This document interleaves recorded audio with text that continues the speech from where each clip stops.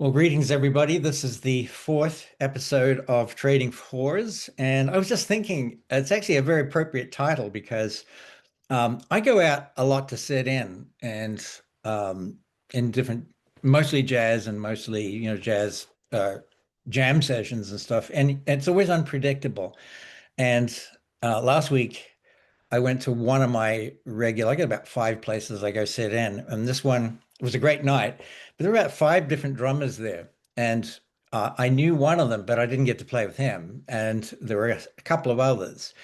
And when it came time to play with the drummer, it was unpredictable. It was good. I got to trade fours once. I got to trade choruses once, all that kind of stuff. But it was unpredictable, and that's kind of what this series is like. And my special guest today is Charlotte McLean. And welcome, Charlotte, to this little series. I hope you have fun with this. It's all about getting to know you and getting to know, what happens at JMI through your eyes. So Yeah, I think let's start with what's your role there? What's your title there and your role there at JMI? yeah. So I'm course coordinator, and I also teach a couple of different classes. So I teach all the voice students, principal study, and AET, which is a cappella ear training, which is essentially an oral class, but with the element of choir and performance there. And then I also teach the oral and analysis. And what else do I do? And that's it for this semester, but I was doing a couple of academic subjects as well. Yeah. That's a lot. That's a lot. And in fact, I did have on my list to ask you about choirs and a cappella groups and things, but maybe we'll get to that later if it happens. We don't really care. We're just going with the flow. Um, Charlotte, what's your social handles, website, anything you'd like anyone to know of or visit or be aware of your calendar or Yeah, thank you. My Instagram is Charlotte underscore Louise underscore McLean, McLean. And you can find me on Bandcamp as well, Charlotte McLean. great. I did a little research on you, but then I sort of stopped for a while because there was so much that came to my mind and just seeing, your performances and, some of the courses and stuff. So I thought probably the best place, because I don't know you that well, and I'm hoping we have a whole bunch of new people who don't know you at all as well. So let's start with your beginnings, with just, early life, what brought you to music and in jazz in particular. Okay. Um, I've always sung. I've always enjoyed singing and I guess songwriting and anything creative. I've always gravitated towards um, creation and art and making things. So I guess um, it was, yeah, it wasn't a surprise that I ended up in the music industry. I guess I enjoyed a wide variety of genres. I was in a lot of choirs growing up, wrote a lot of songs. I sung with my mum. She wasn't a professional singer or anything, but we just enjoyed, doing harmonies and just some fond memories of singing some older tunes with her. And then during high school, I got into musical theatre. I was always in choirs. So I was a bit of a choir nerd and a musical theatre kid. And then coming out of school, I was kind of not sure. I knew I wanted to do music. I knew I wanted to sing, but I wasn't sure what avenue I would go down. And then I learnt of JMI, Jazz Music Institute, and that was my introduction to jazz, coming in and being like, look, I know I want to do some sort of contemporary-ish genre. Please help. I don't know what I want to do. And I was introduced to improvisation and kind of fell in love with it from there. So it's been a long journey. Did you have mentors at JMI when you came in, who sort of steered you in a particular direction? Yeah, I learned off a couple of different wonderful teachers. I learned off Shani Russell, and Mel Forbes as well. And although it was she wasn't a voice teacher, I'd say she was my songwriting mentor, Lee Carriage, as well. A beautiful singer and songwriter living in Lismore. And and I had a few instrumental kind of mentors as well, via watching through gigs or from lessons or whatever. I remember going to one of Graham Norris's gigs and being like, okay, I think that's what I want to do. Although he's playing saxophone, obviously not singing, I just kind of went, that's what improv is. I'd like to go down that path. Yeah. Cool. Um, you have mentioned to me on our earlier call that, you like a lot of genres and a lot of influences. What are some of the uh, jazz or otherwise influences today, like music or literature or things that sort of, that drive you today? I know, you've been through the whole sort of jazz mill, if you will, all of the great singers, all of the great, influences as far as jazz goes. But I just wondered, because you come from a musical theater background, and I've heard you, watched you sing other kind of genres as well. It seems you have a real broad range and you enjoy a lot of different kind of influences. Yeah. I think in terms of jazz, Betty Carter. Um, just how could you beat Betty Carter? And I had a lot of, I transcribed a lot of Michelle Nicole earlier on, and still now, but definitely in my first year or two of learning about improv. I obsessively transcribed a lot of her solos. Um, and then non-jazz influences, or I'll go instrumental jazz. Hank Mobley, Sonny Stitt, Art Pepper, and then in terms of songwriting and just learning about creating music, I'd say Chris Thile is the lead of Punch Brothers. Just in terms of how he crafts songs and how he writes lyrics, I'm pretty obsessed. And who else? This is going to sound a bit weird, but I read a lot of kind of science fiction books and fantasy books, and I get a lot of my lyrical kind of ideas from that. So I'll be reading, and I'll have like a notebook, and I'll write down little excerpts of phrases that I hear from there, like whether it be metaphors or whatever. And a lot of my songwriting comes from that, or from movies, interesting movies and concepts. But yeah, a lot of influences. I don't know. I'm just into what people create, I guess. Always been interested. Right. Full transparency, I've spent a lifetime sort of as an instrumentalist. And so I've only just recently begun to sing. I did sing in an a cappella group years ago called Manhattan Vocal Project. That was kind of a four freshman kind of group. So I did do, one actual, singing gig. So if you are noticing that I'm asking Charlotte all kinds of questions, it's actually, I'm very selfishly asking a lot of things about vocal and singing because it's always been fascinating to me. I've played for a lot of great singers. I think my favorite singer of all, uh, there's been many, was probably Vic Damone. He was like a singer. And I remember he came to Australia, and the tour was so poorly promoted that sometimes the band would literally outnumber the people in the audience. Oh And wow. moments where he would just turn around and sing to us. Norm Gallo was the piano player, and sometimes it would just be the two of them, and he'd just call songs and sing to us.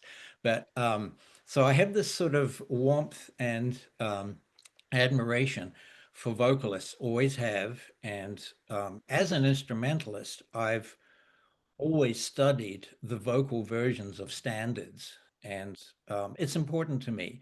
And Yeah. I'm I find, and especially now I'm back on the scene. I'd been away from the scene sort of day in, day out for a long time. I'm back in the scene, and I go and sit in at jam sessions and stuff, and people call tunes. A lot of good singers, but when instrumentalists get up a lot of the time, I noticed that uh, more often than not, I don't feel they know the songs like a singer does. They don't seem to know the lyrics.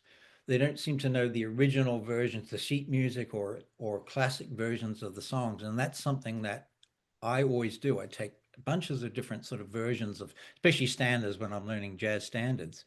And I just wondered how you see it from a vocalist point of view when you come across instrumentalists too. Do you find a similar thing, or do you feel it's changed, or do you really push it at JMI? Yeah, I think the nature of the instrument being it's oral, so if we don't learn a tune by ear, it's not happening. We do kind of get inside the melody a bit more in that way, and obviously the lyrics. However, for instrumentalists, I find they understand, not always, but often they might understand the structure or the harmony a bit better. So it's kind of both. I don't know. It depends. Um, yeah, there's pros and cons of each instrument, and it's a hard one to answer.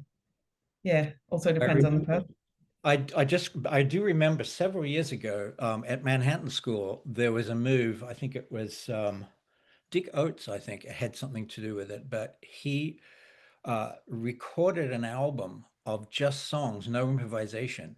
And there was a move at the school to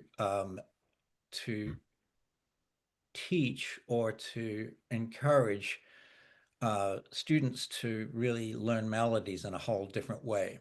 And I can sort of remember the time when that happened. Everybody could, play every scale known to, to the Western world and every, pattern and version and stuff. But the head of the school at the time, I can't remember who that was, just was not particularly satisfied with the way people played, instrumentalists played melody. So it was actually um, a real purposeful change in their Yeah. in the way they did stuff. No, I just wonder what it was like for you. The other thing I wonder what it's like for you because I've spent a lifetime playing for vocalists, with vocalists, being the person in the background. Um, what do you like to hear? I know you probably have your favorite pianists or your favorite guitarists, perhaps your favorite drummers too, and maybe you have, favorite horn players, who you work with, who complement what you do. What kind of things do you like to hear when you sing? Um, might be a bit controversial, but I don't really like to hear the melody underneath me, whether it be voicing choices or helpful notes or anything like that. I like, yeah, complementary harmony.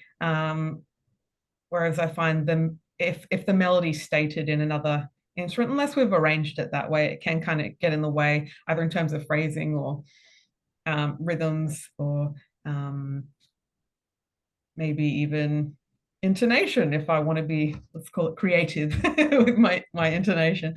Um, I do like to hear um, a nice kind of supportive blanket of harmony underneath, but then space. Um, so I have enough movement with phrasing, and I can move around. Um, from a drummer, I just I just want groove. I don't want anything fancy. Just nice time, nice feel, sensitivity to dynamics, listening ears. That's all you really need. Bass player, uh, good intonation always helps. Good, nice tone, nice time. I think, yeah, less is more, and um, I don't want to say taste, but I guess if you're listening and you understand what the people you're working with need, and you can kind of respond to that, then you're going okay. Yeah, we don't need to get fancy or complicated to make good Mhm. music necessarily. Oh, that's interesting. I'm only asking for vocalists who may be sort of new to jazz, and I'm Mm. discovering them as I go out to play sometimes. I get this brave souls who will get up and call songs. I think I did T for two and D flat recently. I'd never played that song in that key, but the vocalist, it was a comfortable key and it was great on flute. It turned out to be great on flute. Um, but she was well prepared and obviously, very experienced. Others sometimes get up to sing and they can't hear their first note or whatever, and they sort of need that pianist or accompanying instrument to be empathetic, sometimes I feel. And sometimes I come across piano players who are not thinking, they're not watching, they're not looking, and they're not, Yeah, sensitive to the fact that a vocalist sometimes, may not necessarily have perfect pitch and just needs that mm, guidance. And it's yeah, happened more than once where we've, in a jam session where the song has had to sort of restart, or sometimes if I'm playing flute, I'll just sort of, if there's an introduction, I'll just sort of play a couple of the melody notes as a sort of a hint if the piano player is not doing it. But there's definitely, New York's a great place for singers, pianists. There are many who are just, the Bill Charlaps and John DiMartinos and people like that. It's always great to hear them, and they're always great with instrumentalists too. They're great with flute players too. yeah, Being a yeah, flute player sometimes can be like a singer because I'm usually relying on a microphone. I'm usually relying, on something more than just the sound of the flute because it doesn't project in some of the rooms that I play. Just technically, are you fussy about equipment that you use, mics for recording, performance at all? um, I like my microphone. I well, yeah, I'm not too fussy. I think it's more to do with, for me, with the band. So, for example, you can have the best mic in the world, best sound person, and then if the guitarist is just cranking the amp up to 1,000, it's not going to make it much of a difference. So, yeah, it's more to do with sensitivity of playing, and the space you're in as well can make a huge difference. But yeah, sound does have a massive impact on technique for me, and with my ability to kind of be in the moment with improvisation. Um, some of Yeah, my worst gigs have been because of sound, and like I can't do anything. I can't yeah, navigate this situation. I'll just try my best. Yeah, yeah. Just uh, full transparency. I was away from the scene for a long time, and I can remember. Um, I remember as a flute player, I remember hearing Hubert Laws a couple of times. Both times, actually three times, he was yelling at the sound people because he really just couldn't hear anything. And it's really interesting because now when you see Hubert Laws, you see he has a sort of little plexiglass something or other now, for that very reason. And I was sort of afraid to go out and sit in on the flute for a long time. It took me a while to really just sort of, to get up and do it. And of course I actually have a vocal amp now if that I can carry on. I always ask if there's a sound system there because sound coming back is important to me too. So as I now start to go out and hopefully do some singing, I just wanted your advice on that. um, yeah, um, I want to switch to teaching for a bit. And um, since you have so much to do at JMI with the course and curriculum and things like that, you must really have a good sense now on how to teach effectively. And I just sort of wanted your thoughts on what you've learned um, as a student, as a teacher, and as a teacher of other teachers now too. Just, just some of the things that you feel are effective ways of teaching, whether it be yeah. vocal or instrumental or the whole thing or history or whatever it is. Um, I think I'm predominantly a one-on-one teacher, although I do lecture, but I've done more hours in that private vocal teaching realm. So I kind of see it as structuring a lesson around a balance between musical needs and fundamental or technical needs, as well as um, personal um, connection. So that might be a lesson might look like come in, do some technical work. So we're going to warm up. I specialize some or individualize some exercises to suit that student based on what technical needs they have. And then we might come into some sort of barrier where their learning kind of has a little bit of a, it halts because of maybe, I don't know, maybe they're struggling with some personal issues, or they, maybe they, I don't know, aren't enjoying a particular exercise, or they have some self-doubt or something like that. So we can kind of work through some of that. I try not to spend too much time kind of pontificating about feelings, but singing is a very emotional thing. So we do need to address that sometimes. And then we might move into musical needs. So that could be hearing the fundamentals of harmony. So looking at landing points, landing on each chord, and then vocabulary, and working through tunes, and kind of ending in repertoire. So that's my view as a one-on-one teacher. And then with things like lecturing and developing curriculum around that, I've been doing it a little while, but I'm still relatively new in terms of course development. So I'm still learning, but I'm trying to, as best I can, be flexible in prepared but flexible in how classes are structured. So I do try and have a plan, but sometimes that goes a little off the rails if maybe it's either too challenging or too easy for the students in general, or sometimes they navigate it somewhere else asking questions. I do try and cover what they need, but that one I'm still learning. Yeah. I did wonder, with the age of YouTube and everything and all of the resources, you can find so much stuff out there.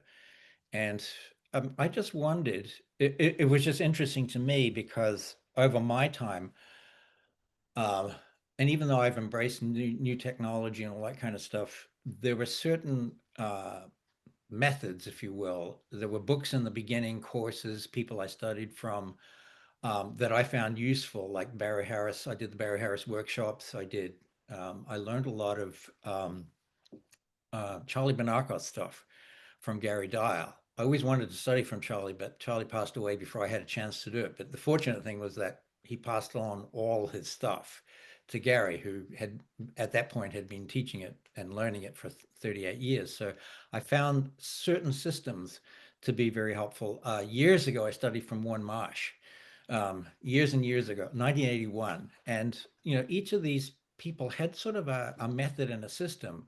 And even in this day and age, they are just as useful, just as insightful.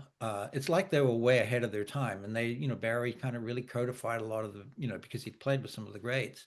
I just wondered if there were any methods or books or anything that you have discovered that have been really helpful for you personally, and then to pass along. Yeah. I'm trying to decide if I'm going to look at the musical or the voice technical stuff. I'll go with voice. I'm obsessed with currently perceptual motor learning stuff by there's a few different singing teachers that look into it, but Kitty Bertolini Abbott, she looks into how singers learn in the studio and how to teach that. And one of the great takeaways from that, although there's a whole lot of stuff if you want to look into that, but one of my takeaways was trying my best when I'm teaching to allow the student to teach themselves. So that just means shutting up while they're singing, and trying to refrain from giving verbal instructions more often. And that can be really hard. So I find that a really good method or model, if you will, just how people learn through sensory or perceptual learning. That's definitely changed the way I teach quite drastically. Whereas previously I was giving a lot of verbal instruction and kind of talking about this is what the voice is, this is what happens in the body, that kind of thing. But it's not necessarily always helpful to give them the information when they just need to do it, and they just need to to feel it and repeat, repeat, repeat.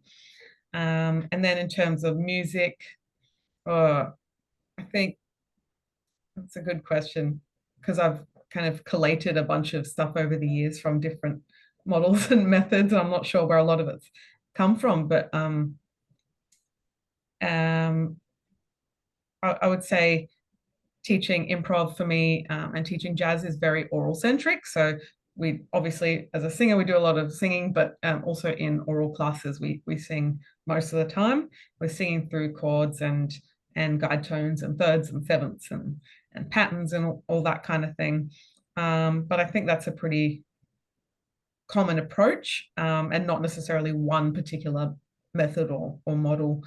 Jamie Abersold, I've taken a lot from what he's done over the years.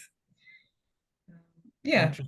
Yeah, no, I'm very interested in that. I have a whole closet full of things. Yeah. I'm like that too. I collected things over the years, and certain things sort of fell away because I found better things, or my teaching changed too from, intervening too much. Same thing. I was young, what can I say?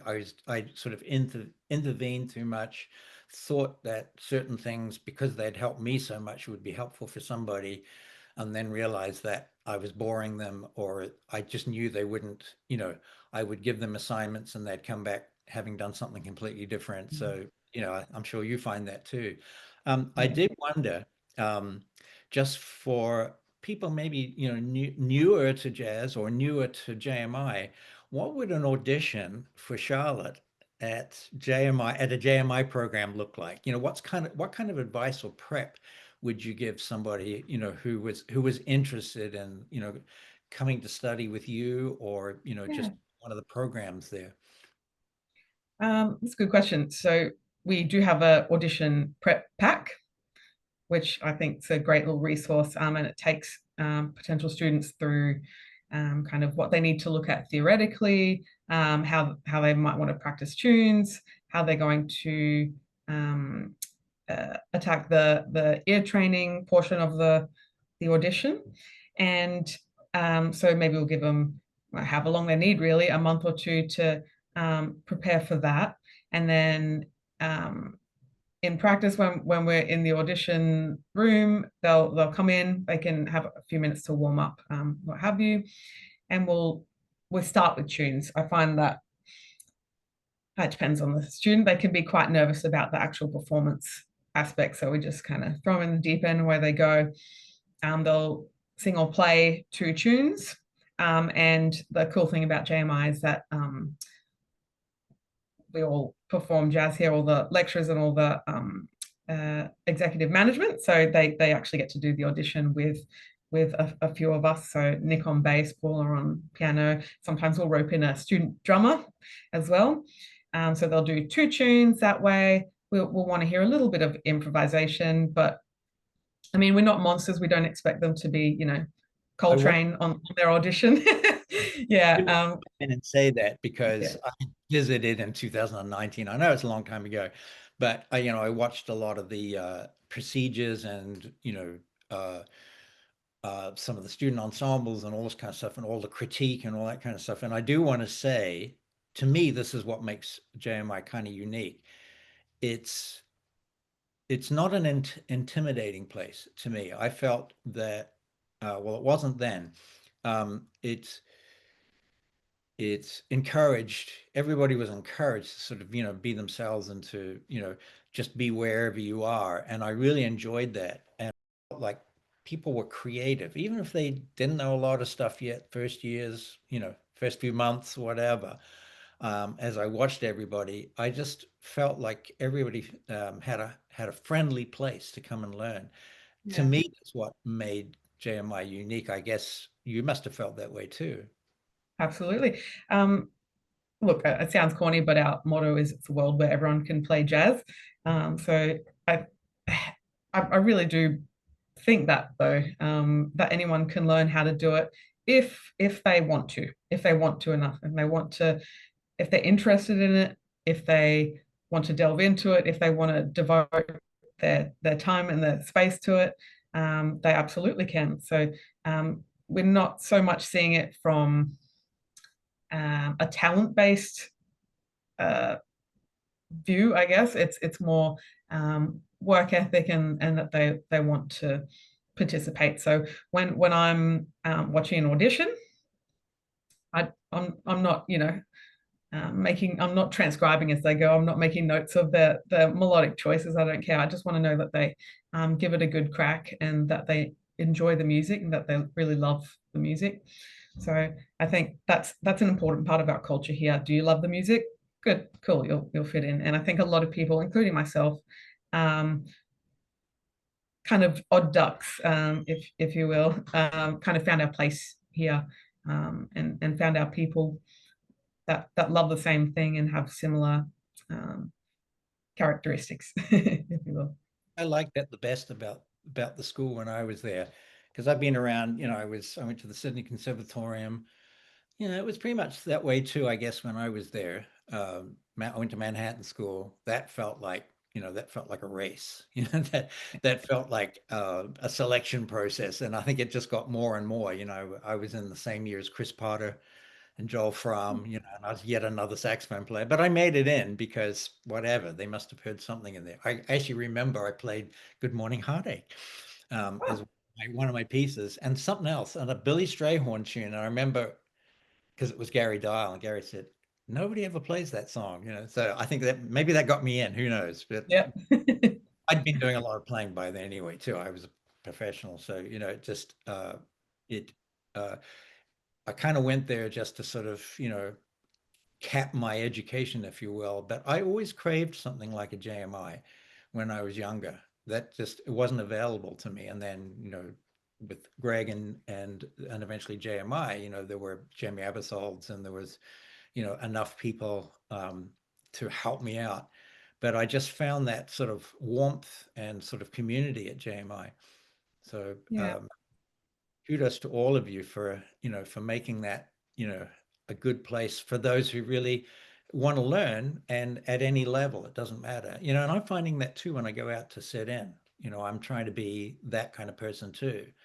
There was a flute player recently, and she was really nervous about getting up to play, and she came well prepared and all that kind of stuff. And I said, "Hey, you want me to play?" And we played together. It was just fun. We just had complete fun. She was a classical musician coming to jazz, and I'd been doing it for way too long, and it was just about fun and enjoyment. So now we text each other. Are you coming today? Are you coming? Are you going to show up or whatever? So it's that kind of stuff I really like about JMI.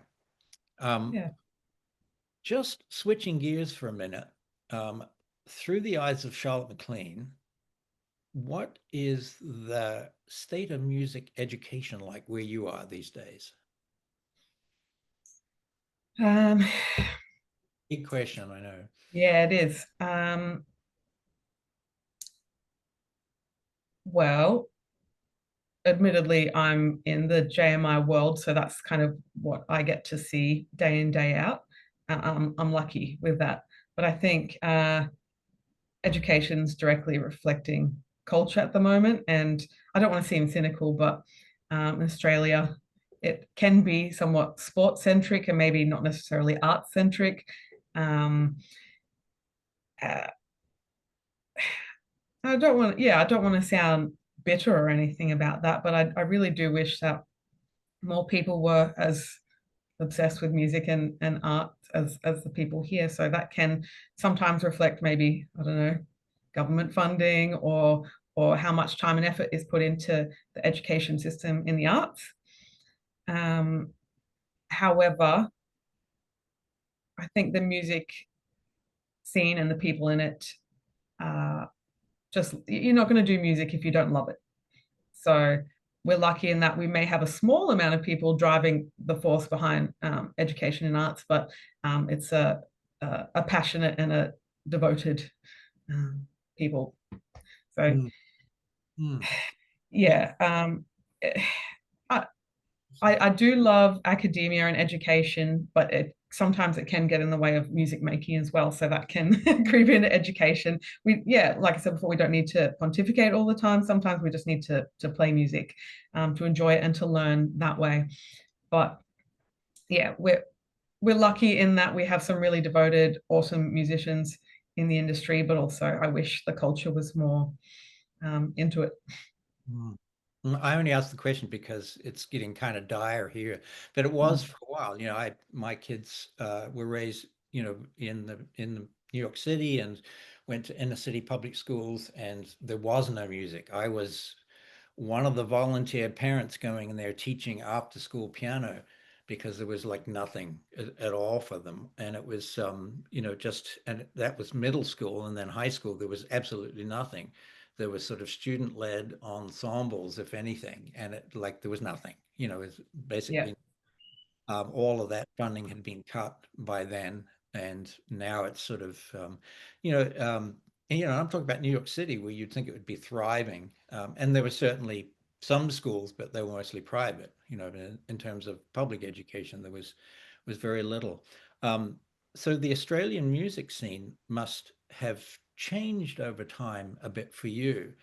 When yeah, you started too, not just stylistically or whatever, but just what you saw, like, as you came into the scene, did musical theater and the people around you, and now I'm sure you're looking out for the for that kid who just loves musical theater or music or whatever it is. You just almost sort of want to just sort of guide them up to the stage or guide them through the door somehow. Just it mm, feels that way to me too, that I find myself looking to mentor people as much as possible who seem to have some spark in there, because other than YouTube, there's not a lot of places to exactly.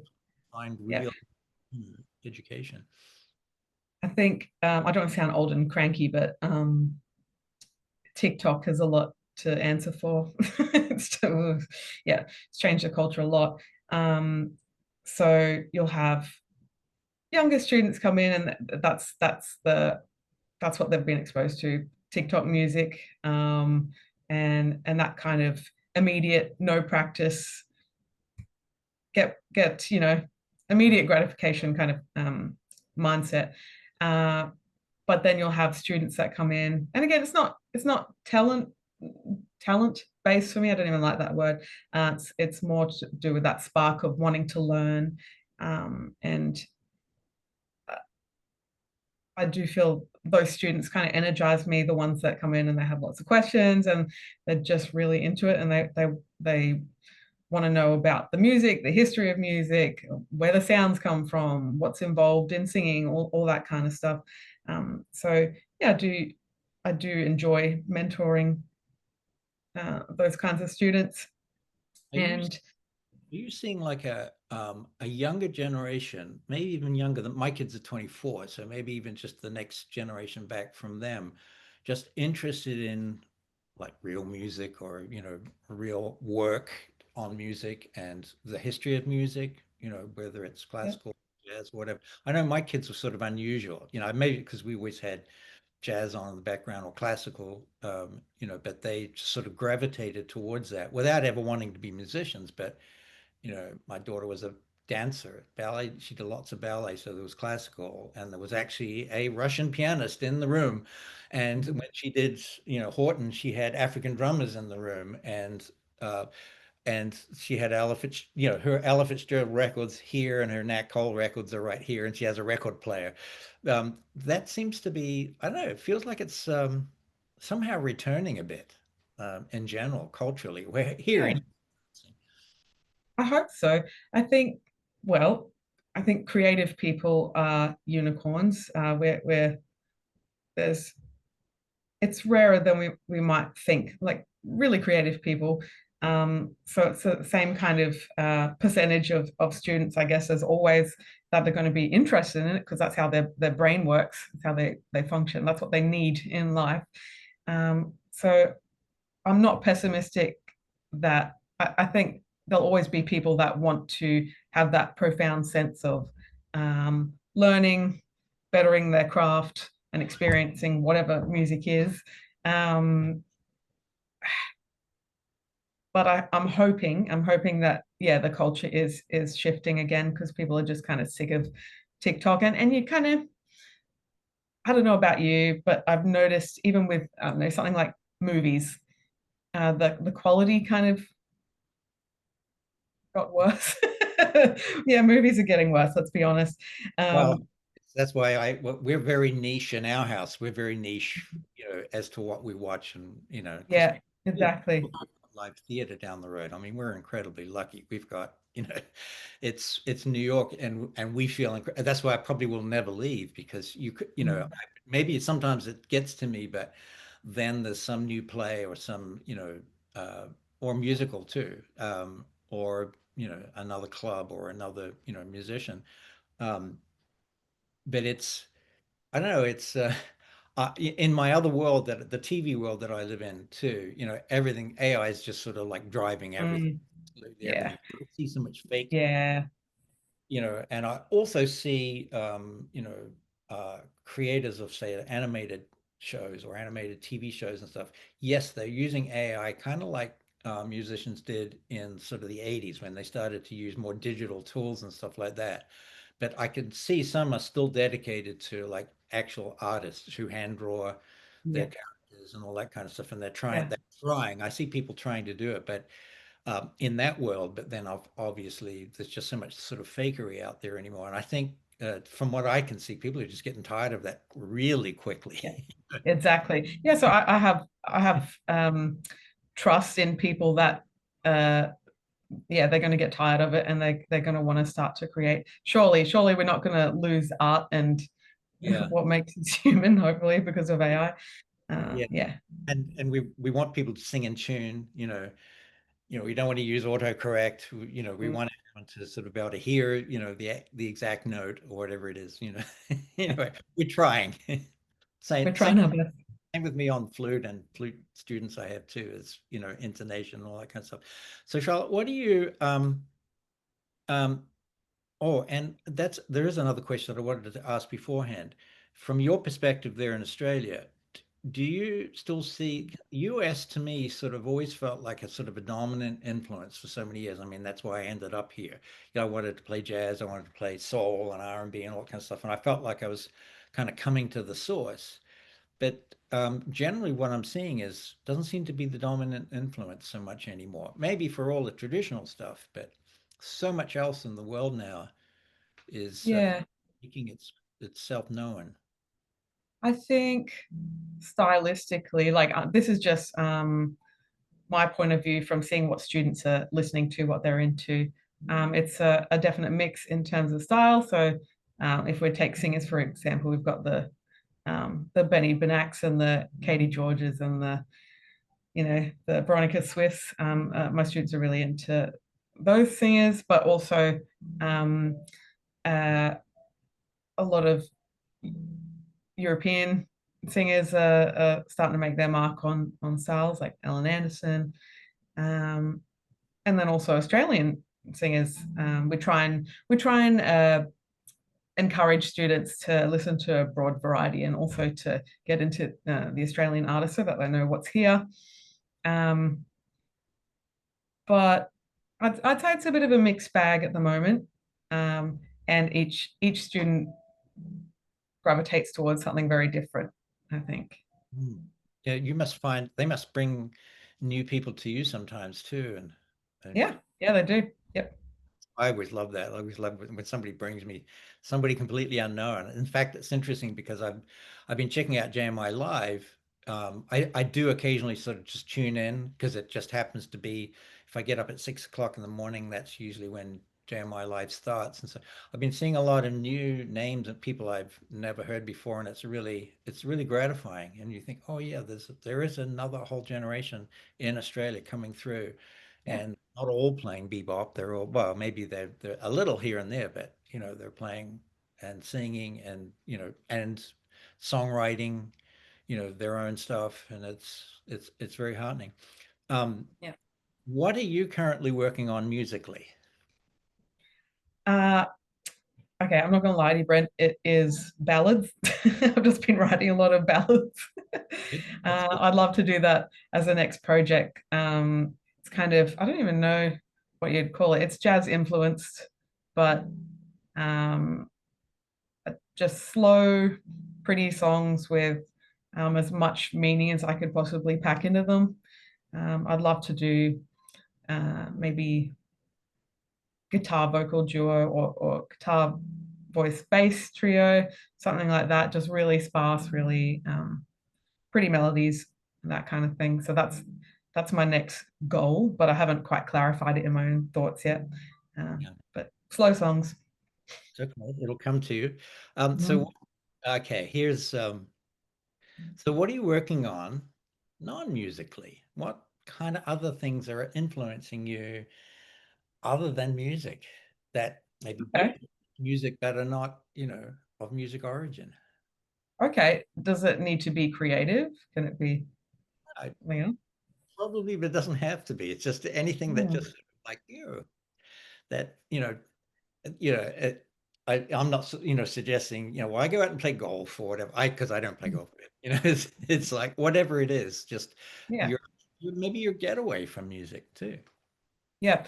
I'm pretty all consumed by health at the moment, health related. So diet, got back into yoga, that kind of thing. Um, and I think about it a lot, takes up a lot of my time.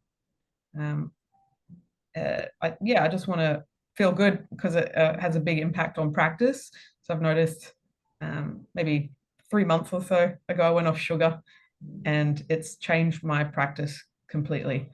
Previously, I was like, I should probably have no energy. I should probably get in the practice room. But now I'm kind of enjoying learning repertoire and going through tunes and that kind of thing again. Started practicing piano again. So I think, yeah, health is having a massive impact, and I've been working a lot on that. But other than that, hobbies and that kind of thing. Um, really into movies and reading. Yeah. Any What about it? particular authors right now that you any books that you have waiting to be read right now? Yeah. Mark Lawrence is a good fantasy writer, but previously I love Stephen King, kind of myself. Love a good horror book. Ken Follett's another great fiction writer. Whatever I can get my hands on that is will take me out of this world so that I can, you know, be somewhere else. Yeah. I understand that. It's Yeah. really, and I do ask that question in a lot of seriousness for anyone, watching this too, that um, you know, I've been an obsessive musician for 50 something years, and Charlotte's been an obsessive musician for, probably almost that long too. But it doesn't, it doesn't, it wears thin. I Yeah. think if that's all you're doing. And so I wanted to ask Charlotte that question just to sort of show you just the kind of influences, the kind of things you don't have to play music all the time. Even if Yeah. you want to be a great musician, it's like you don't want to play lots of notes. You want to leave a lot of space. And the same thing in your life too. You want to leave space in your life too, so that you have creative thoughts and slow, long notes, long tones, spaces where there's nothing happening. The spaces is important. Exactly. And Yeah, I find after a long day of teaching, and because you're kind of practicing with students as you go, but you're hearing sounds all day. You can hear sounds down the hall, people practicing, and I'm listening to different transcriptions and blah blah blah all day. And then I'd get in the car and I'm just like, I'll yeah, put on I just want either silence or I'll put on a podcast where it's just talking about something completely different. Maybe like, I don't know, stoner conversations like what's the meaning of consciousness, man, or whatever. It doesn't matter. Okay, I just want to not yeah. be thinking about music for 2 minutes. Yeah. Being when I was in Sydney, I being obsessed with talk radio. Now I want the silence, but it's because it's a 2 hour drive for me up here to upstate New York from the city, and so I just want to get out of the noise. And New York has always got noise. We live on a avenue. I might have been interviewing you from Amsterdam Ave where I live, and it would have just been the sounds of sirens and and horns. It's just continuous noise. But now I find the radio doesn't work very well in my car, and I just don't have it on anymore. So the silence actually is really good. It's really good to hear you say that just to, to stress that to everybody who's Yeah, tuning in that as obsessive as you want to be about music, to make sure you have space in your life and to have other things that you're passionate about, things that you yeah, can't wait to do. Sometimes I can't wait to put the flute down. Sometimes I can't wait to pick it up, because yeah, I have this other busy job too. And I think that's been one of the things I've been successful at is sort of like playing one off the other. I have this, I've had this responsible job for a long time, but I always feel that music sort of balances off that. I always sort of think, okay, well, I always got music to fall back on. And then music, when that becomes like too intense, oh, at least I have this job, at least I can pay the rent, because it's exactly. Yeah. easy time for, for musicians anymore. No, it is not. Talking about No. long days of music. I remember doing weddings and bar mitzvahs in New York, and I didn't have a car. So I would probably leave at noon, for a gig somewhere out in Long Island or Connecticut or something like that on the train, and then taxis and things like that. And then getting to the gig, and if it was a Jewish wedding in the middle of summer, it would start at sort of 8 o'clock, and then I'd play the ceremony, then I'd play the cocktail hour, then I'd play the 4 hour gig, and then sometimes they would want overtime, and so could be anything between 4, 6, or 8 hours worth of music, and it's like I just sort of want to throw everything out the window. So you can get music out is what I'm saying, and Um, I'm glad that you have that release, Charlotte. It's good to hear, yeah, and that you convey that to everybody when you're around them, students, yeah. Well, musicians. you gotta enjoy music. Mm. Otherwise, why would you do it? So, yeah, I think it's that metaphor of the well. You want to always have a little bit left in the well when it depletes as you go along through the day. Leave a little bit at the end of the day, so that it can, you can start again tomorrow. Yes, right. That's great, Charlotte. Well, it's fascinating getting to know you, and go check out Charlotte's music. Look at some old videos too of Charlotte, because you'll see the path that she's taken. It's kind of cool. The further back I went, I just sort of found it more fascinating, and I can see how jazz has helped you, and I'm sure you've seen that with students. Just how jazz has had a good influence on singers in particular, with understanding harmony and um, pitch and all that kind of stuff, and styles and all that kind of stuff. Even if they don't go out and be jazz singers, if they go out and be school teachers or whatever, they're Exactly. taking that sensibility and that sort of really deep knowledge. Yeah, Yeah. Anyway, check out exactly. Charlotte, and it's been fascinating, Charlotte. I could easily talk for another hour. I've got a whole bunch of questions I didn't ask you, so maybe we'll do that another time. But Yep, you let's do it again. work now. Yep, off to teaching. But thank you so much for having me. It's been a lot of fun.